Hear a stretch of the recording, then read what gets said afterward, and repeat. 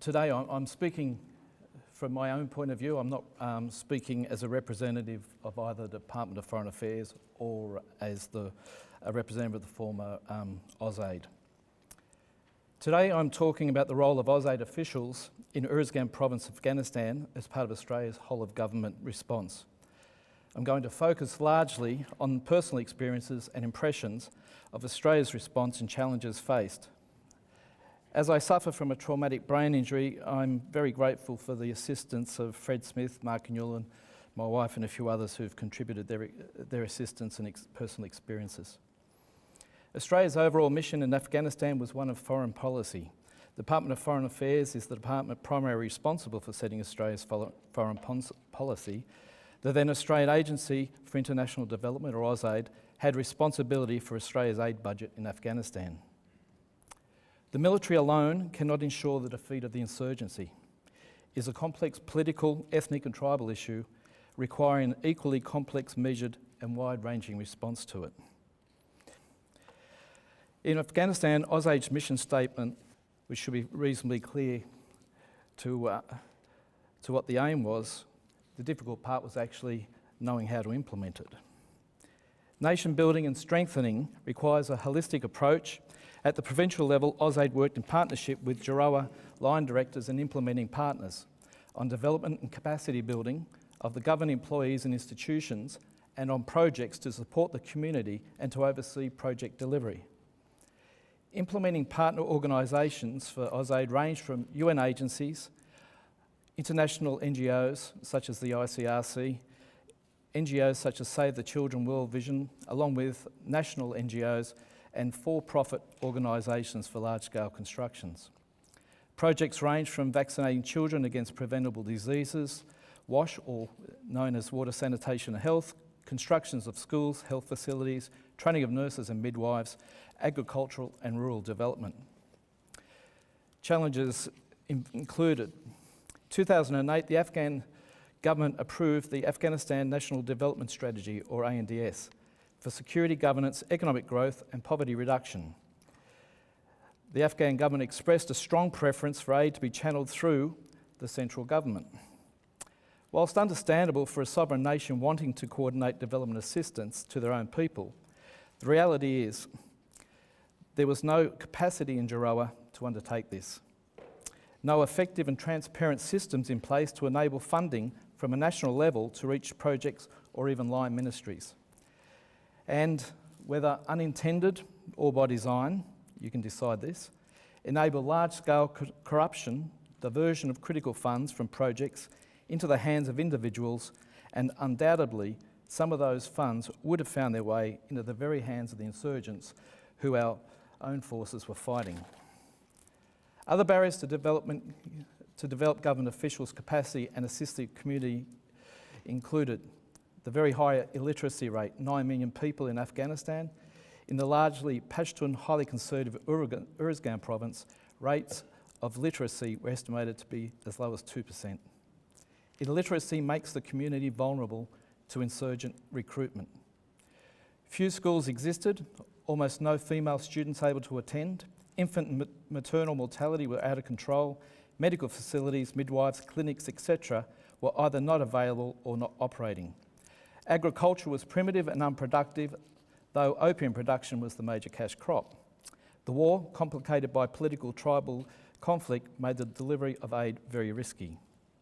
With AusAID entering the province in 2009 after the Dutch and the ADF had already commenced development, meant that community expectations were already set. The way forward was to put Jarawa officials at the forefront so the community would see it was their central government taking the lead and caring about their own people, not just foreign influences. To counter the Taliban influence, the PRT needed to increase Jarawa's reach. At provincial and district level, they mentored and encouraged Jarawa officials to get out into the community, extending the interaction of Jarawa outside of Tarankout, the district centres and beyond. By Jarawa engaging with the community and by having aid delivered through the lens of Jarawa, it increased community confidence in the central government as necessary security assistance was provided. In short, development and security goals sat side by side in Uruzgan and they were not incompatible. In early 2011, the Australian Civilian Corps was created as a branch within AusAID. In the initial training, that's where I met Marcus. I was selected for ACC deployment to Afghanistan as a Stabilisation Advisor, or known as a STABAD. I was based in the forward operating base Mirrorwise in the Chora district. The STABADs came from a range of backgrounds, including law, UN, police and military. I was the only stabilisation advisor that came from either the DFAT or AusAID. With little pre-deployment briefings and only a day and a half of briefings in Tarankout, I was deployed to FOB Mirrorwise in Chora. I was dropped at the flight line by the Australian staff, and I climbed aboard the Chinook with all my excess luggage. The flight was full of soldiers, and as no one else was heading to Chora, I asked the loadmaster to let me know when I arrived so I could get off. Flying from base to base, soldiers kept alighting until I was the last person left on the helicopter. After a little while, the loadie came up to me and yelled, "We're just pulling up now. The base is uphill. When we stop, get out and run like hell. This is Indian country." A little bit taken back, but I knew that they weren't stopping too long on the ground, so I grabbed my gear and as instructed, I jumped out and he pointed up a steep incline to a very small HESCO base with a metal door. Geez, I thought Mirrorwise was bigger than this. I didn't have much time to think. I just started running uphill towards the base, struggling in the oxygen-deprived air in my PPE and dragging 14 months' worth of Jack rations. I bashed on the metal door. In a few moments, it opened and a soldier just looked at me. I announced somewhat breathlessly, "Hi, I'm the new STABAD and I'm from AusAID." A very long, pregnant pause. He finally answered in a strong southern US drawl, "AusAID. Never heard of him, but get in here real quick." He wasn't to be the last soldier I'd met who had never heard of AusAID. Yes, I was not in Chora, but I'd been dropped at a combat outpost somewhere up in the mountains. The chopper returned, and I was quickly collected with a few apologies and taken to the more substantial FOB, Mirrorwise, where everyone had many a laugh at my expense. A rather inauspicious beginning to my mission, and as you can see from the position I'm in now, my departure was similarly unorthodox.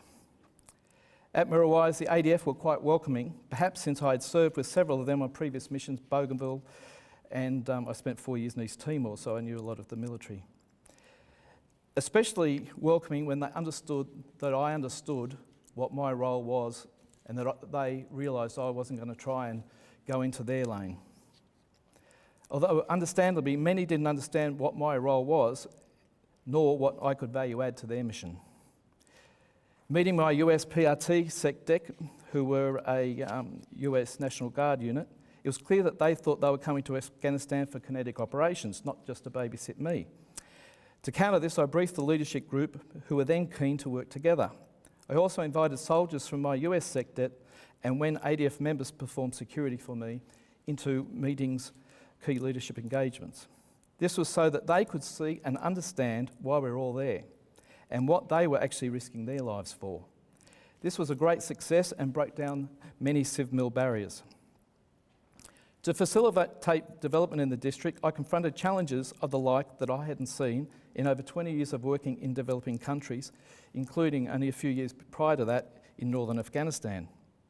In addition to the security issues, the challenge for development included the lack of education, tribal rivalries and jealousies, poor communication infrastructure, the harsh environment factors, lack of comprehension of basic hygiene, effectiveness of capacity building and institutional strengthening were constantly being undermined by corruption, political interference, which affected the continuity in government positions.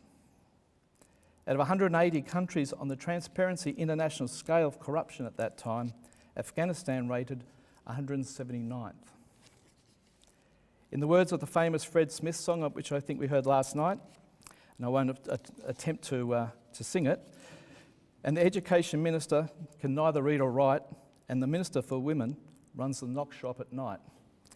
It truly was another world.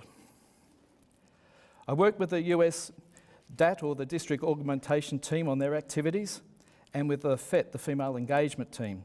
which enabled us to engage with the 50% of the population that were normally inaccessible to other coalition troops. We held numerous meetings and undertook baseline research with the district officials to identify what their responsibilities were and what the impediments they had in doing their job. They really had no idea what they were supposed to do, and they had absolutely no budget in which to do it with. Strong relationships with all players needed to be formed, and it was a struggle to have the time to hold meetings that weren't just transactional, where we could just sit down and chat. Security issues limited time outside the wire, so we also held many meetings within the FOB. It would be disingenuous of me to pretend that our ODA was delivered without problems. This included delivering aid to areas where it wasn't required and failing areas where it was required. We also found ourselves being taken advantage of and in the middle of tribal disputes. Conflicted communities like Chora are insular and untrusting of anyone, especially outsiders. Promises by Jaroa and foreigners are easily made, often broken, and those that make them are soon gone, as a result of either being rotated out or when the whole mission is completely withdrawn.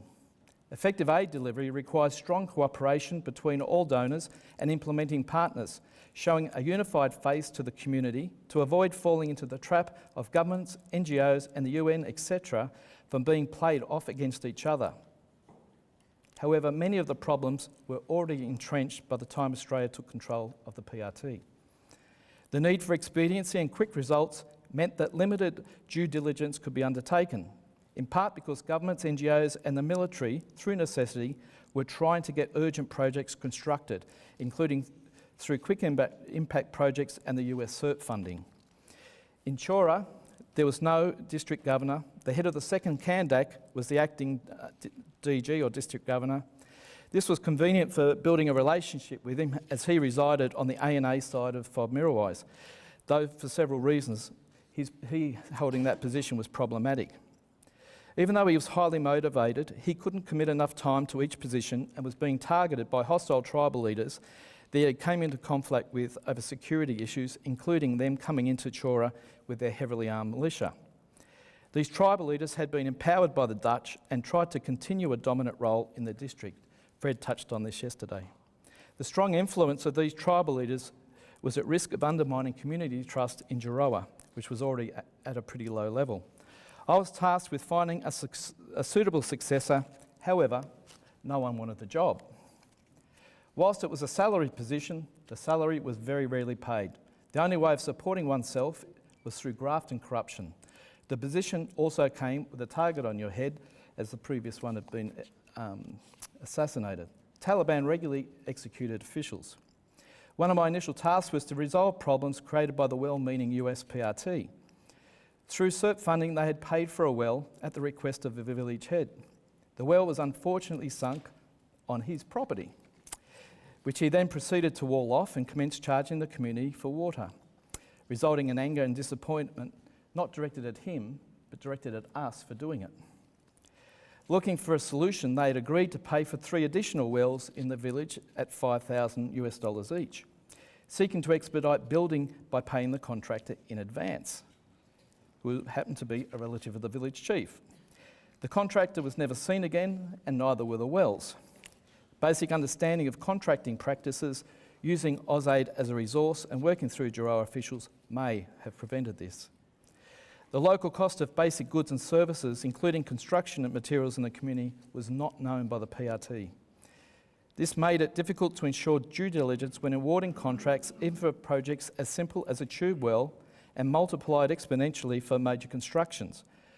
Local construction businesses had been exploiting this through collusion with other contractors to submit highly inflated quotes. The problem with this is we might be able to afford to pay it, but when they're doing our work, locals were being charged the same thing because they'd rather work for us and get the higher amount, so they were missing out on having projects and things constructed. Tube wells that should have cost between $800 and $1,000 were often around $5,000, and on many occasions, multiples of this. Some of the wells that I heard of cost between $50,000 and $60,000 for an $800 well. Other precedents of prices had been set. Very few contractors were willing to do work for a lower price, reducing the number of projects that could be implemented and communities that could be assisted, which was our aim.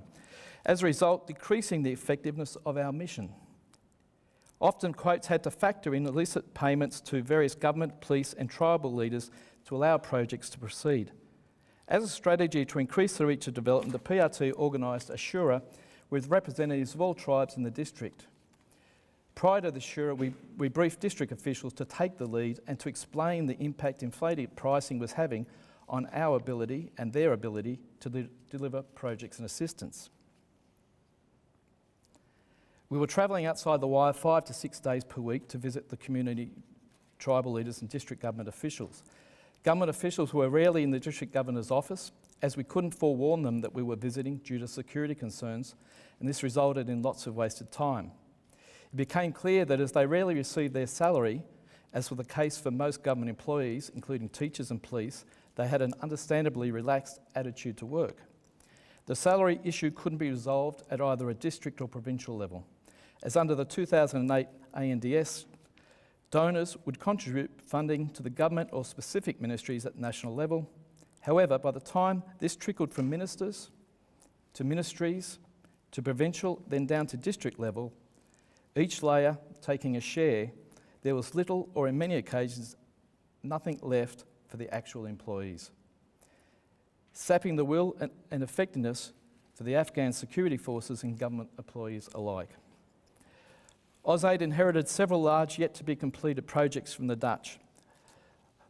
One of the roles I had was to oversee the final phases or implementation of these projects in concert with the Kabul-based Dutch representatives that were still there. One project was the much lauded Tarankout-Chura Road. In the initial design, it had been that there would be no culverts where water crossed the road in order to prevent IED deployment. Instead, where watercourses intersected the road, there were to be dips or concrete washaways. However, this failed to be enforced because the Dutch hadn't been sending people out to look at the contractors, resulting in 120 culverts being constructed along the length of the 30-kilometre roadway by the time we took control. Several days prior to the official opening of the road, the security contractor withdrew his services and sought increased funding in order to re-secure the road. However, this was not forthcoming, leaving the length of the road vulnerable to insurgents. Within an hour of the official opening in Chura by the Dutch ambassador and Dutch ministers who'd flown in from the Netherlands, the first IED blew a culvert. This resulted in the official party having to be flown back to Tarankout, as it was deemed too dangerous for them to travel back along the road that they just opened. This caused enormous damage to the reputation of the ANSF, the coalition, though even though the Dutch had built it and left, the community didn't see the difference between them and us. IED explosions along the road as nearby communities chose not to inform on insurgents for fear of retribution or because they had sympathies with them. Within 5 months, most culverts had been blown against civilian and coalition vehicles alike, causing casualties and damage. It reached the point where Afghans would use the road, where no Afghans would use the road, and they chose to travel through the desert. Construction of projects that were not wanted by communities were also problematic. In Chura, the Dutch constructed a new commercial area and market opposite District Government Office called the Caravanserai. This market was not required, nor was it wanted, as no one wanted to move their shops from the centre of town on the newly sealed road, especially when they found out that they would have to actually pay for the privilege of doing this. The Caravanserai was never inhabited, and due to its shoddy construction, within 6 months of opening, it was falling apart. In an area where two villages had peacefully coexisted side by side, the construction of a dam almost brought them into conflict. OE1 and 2 were two villages that shared a common water supply from a Carez that had never dried up in living memory. Construction of this dam was designed to capture this water and drought-proof the community. Both villages agreed and the construction took place. At the completion of the dam, I was tasked with finalising the contract between the donor and the contractor. The villages had had a system in place for generations to share the water, and filling the dam required an alteration to that system. Both villages were refusing to allow the dam to be filled with their share of the water, even though we showed how they could still draw water from the dam as it was filling. This dispute prevented the PRT from making final payments to the contractor, who was getting very disgruntled. With many visits backwards and forwards taking up huge numbers of soldiers and assets, we finally identified the problem. The villagers did not actually understand what a dam was. They had never seen one, and the project had never been fully discussed with them. By this time, they were using the dam as a public lavatory and didn't understand the nexus between this and the fouling of their drinking water. We finally managed to convince them to divert the water to fill our dam, which thankfully held, and we were very proud that we'd managed to do that. The contract was paid off, and our next visit we discovered that the dam had been drained and, to my knowledge, was never used again. From that time on, we received many requests from villagers for dams, and subsequently we found out that each village was hoping for the same payoff as Aoi had to fill the dam, which we found out that the contractor had paid them $20,000 in order to fill the dam so that he could get his final payment. A similar amount had also been paid to the district police chief to guarantee construction workers safe passage along the road. Although we could not instigate any action against the police chief, as he was killed shortly after by an IED. An Afghan police officer requested us to provide a dam to drought-proof their water supply in his village quite away from Chora. We travelled by road to the village to undertake an assessment. When we arrived at the police post, it looked like a fort, something out of Beau Geste, to meet the officer. We came under fire from the green zone. Rushing inside, I was curious to see an AMP member reclining on the top of the wall, seemingly oblivious to the gunfire. Speaking through the terp, he responded, "Oh, there was no need to move. They very rarely hit us." Whether he'd set up or they knew that it was just a bit of show or theatre, I'm not sure. After a community meeting, we discovered that the land where the police had identified as the most appropriate place for the dam was actually owned by the head of the AMP there, which he must have forgotten to disclose to us. The dam would have meant that he controlled the village water supply, which then, of course, resulted in instability and the village turning against the police. We declined to fund the dam, instead funded the extension and construction of the existing concrete holding tanks in the middle of the town, which was on communal land. Attending these locations is the only way of effectively ensuring that appropriate aid doesn't destabilise communities, but of course this comes at a high cost in resources and time. Along with the PRT, I investigated the cause of the district mobile phone tower being not operational between 5 p.m. and sunrise, as we previously heard. On trekking up the mountain to the site, we discovered that the caretakers had been threatened by insurgents to limit the hours. The caretakers actually complained to the local police post, which was located only some 500 metres away. The AMP had replied that the Taliban had also threatened them. And as they hadn't been receiving any salary for an extended period of time, they'd cut a non-aggression pact with the Taliban, thus preventing them from being attacked. They would allow the Taliban to control the tower's transmission hours. This demonstrates how corruption at national and provincial levels impacts on security in the districts when security officials are not paid. With the return of the 2012 fighting season, insurgents increased their activities in the district. When meeting with the provincial governor, he had requested assistance to extend Jarawa's reach into a hostile area just outside of Chora. Soon after we commenced activities and interactions with this community, night letters were placed threatening the community if they cooperated with the PRT. A week later, when I was returning from a meeting with the new district governor, in order to find some money to repair the crumbling district offices, our patrol was attacked by a child suicide bomber. As a result of this attack, development in the district was brought almost to a standstill from that point on. We also, when we went out, conducted health checks and assisted any people with first aid by the medics. Achievements. Whilst the challenges were enormous, there were equally numerous achievements of which Australia, the Coalition and the PRT can be justifiably proud. They improved the quality of life for a significant portion of the Uruzgan population. the list of them are up here.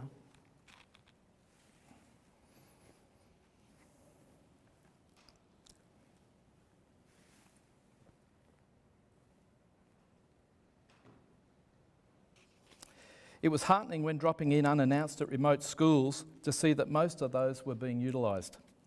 To visit classrooms full to the brim with boys was encouraging, but to see classrooms full of girls embracing the opportunity to learn, an opportunity that they would never have had without Australia's overseas development assistance. After the withdrawal of coalition forces, the increased spread of the insurgency throughout the province has had a deleterious effect on many of the completed projects. We can't judge the effectiveness of our intervention at the time of our departure. There needs to be an evaluation of the sustainability of our efforts several years after our withdrawal. This will identify whether the seeds sown have been allowed to grow, mature and bear fruit. I'd just like to add, on a personal account, I've worked overseas for over 20 years and I've worked with military from probably 20 different countries, been embedded with them, and I have to say that Australia should be incredibly proud of our Defence Forces, because without a doubt, the young men and women who represent our country and put their lives on the line in order to advance Australia's national interests are the best there is. And you know, there's a fairly large gap between them and other countries in my view. And I'm also very grateful that since I was wounded, of the continued support by the guys and women from the military that I worked with, who've continued to stay in touch and support my family and I. Thank you very much.